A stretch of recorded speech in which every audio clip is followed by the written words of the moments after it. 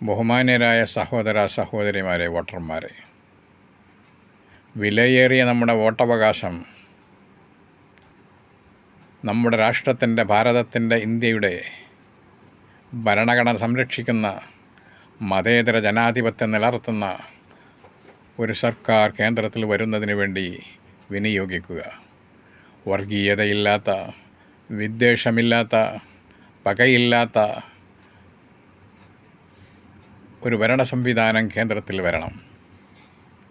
എല്ലാ മതങ്ങളെയും ഒരുപോലെ കാണുകയും ഹിന്ദുവും മുസൽമാനും ക്രിസ്ത്യാനിയും ജൈനനും ബുദ്ധനും തുടങ്ങി ഏതെല്ലാം മതങ്ങളുണ്ടോ ആ മതക്കാർ മുഴുവനും മതമില്ലാത്തവരും ഏകോദര സഹോദരന്മാരായി കഴിയുന്ന ഒരു പശ്ചാത്തലം നമുക്ക് വേണം.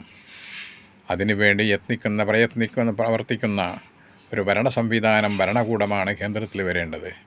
അതിനുവേണ്ടി നമ്മുടെ വോട്ടവകാശം നാം വിനിയോഗിക്കുക. ഭാരതത്തിൻ്റെ അഖണ്ഡതയും മതേതര ജനാധിപത്യവും നിലനിൽക്കുന്നതിന് വേണ്ടി ഭാരതത്തിൻ്റെ തനിമയാർന്ന ഭരണഘടന നിലനിർത്തുന്നതിന് വേണ്ടി, ഭാരതത്തിൻ്റെ മക്കളെ ഏകോദര സഹോദരന്മാരായി കാണുന്നതിന് വേണ്ടി മനസ്സുള്ള ഒരു നല്ല ഭരണ സംവിധാനം കേന്ദ്രത്തിൽ വരുന്നതിന് വേണ്ടി നാം മനസ്സാവാച അറിഞ്ഞുകൊണ്ട് നമ്മുടെ വോട്ടവകാശം വിനിയോഗിക്കുക.